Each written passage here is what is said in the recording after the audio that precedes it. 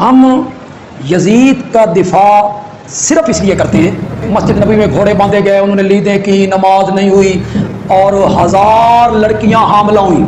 واقعہ ہرہ کی حقیقت کیا ہے؟ یزید کا اس میں کیا کردار رہا ہے؟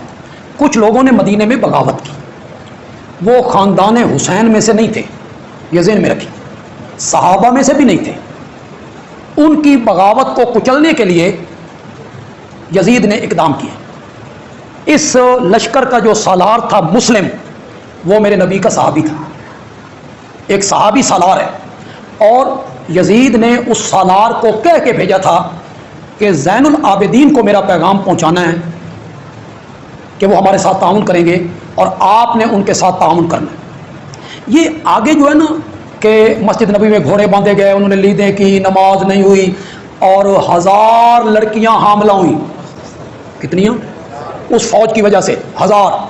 مزے دی گل اے وے اے بندہ جڑا نال نال گندا سی نا، کمال اس کا ہے 1 2 3 4 999 نہیں، نو 1001 بھی نہیں، پوری 1000، اور 1000 حرامی بچے پیدا ہوئے، کسی کا حمل ضائع نہیں ہوا۔ واقعہ ہرہ، کیونکہ جب سیدنا حسین شہید کر دیے گئے تو اہل مدینہ نے بیعت یزید کی توڑ دی، انہوں نے کہا اب کون سا خیر باقی رہ گیا، تو اس کے ریونج میں یزید نے چڑھائی کر دی مدینے کے اوپر۔ جو یہ کہتے ہیں جی وہ یہ تاریخی باتیں ہیں جی 600 صحابیات جو ہیں وہ نعوذ باللہ ان کے ساتھ بدکاری ہوئی اور صحابہ قتل ہوئے، مسجد نبی میں گھوڑے باندھے گئے، اس کو تو چھوڑ دیں سر، آپ انکار کریں واقعہ ہرہ ہوا ہی نہیں ہے، پھر ہم آپ کو کہیں گے بخاری مسلم میں واقعہ ہرہ موجود ہے، ٹھیک ہے۔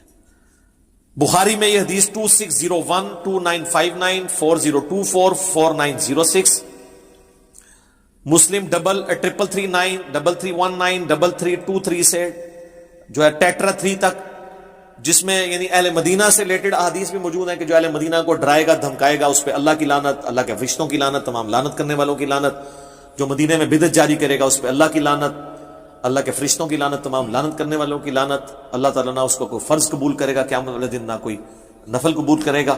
واقعہ ہرہ کا ذکر موجود ہے، یزید نے قتل عام کیا،